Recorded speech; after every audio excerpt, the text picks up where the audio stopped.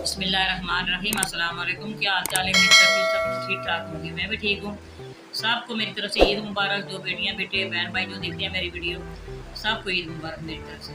उम्मीद करती हूँ सबका रमज़ान भी अच्छा गुजरा होगा, ईद भी अच्छी गुजरी होगी। आज मैं ये लेके अभी मार्केट गई थी, ये फ्रूट लेके आई हूँ। ये खरबूजा है, ये स्ट्रॉबेरी है।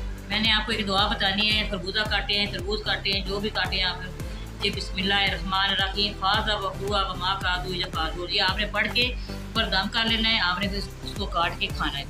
ना भी मीठा हुआ तभी ये मीठा होगा इंशाअल्लाह। उम्मीद करती हूँ ये आपको मेरी दुआ पसंद आएगी। आपने ये देखना है, ठीक है। इस तरह छिलका उतार के आपने मेहमानों के आगे पेश करना है, ठीक है। जो स्ट्रॉबेरी है,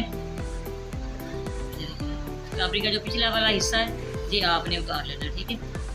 मीठे पानी से इसको अच्छी तरह वॉश करके, माशाल्लाह अल्लाह ताला की नेमत को कौन कौन छुड़ाएगा। इतना अच्छा देखिए अल्लाह ताला का बनाया।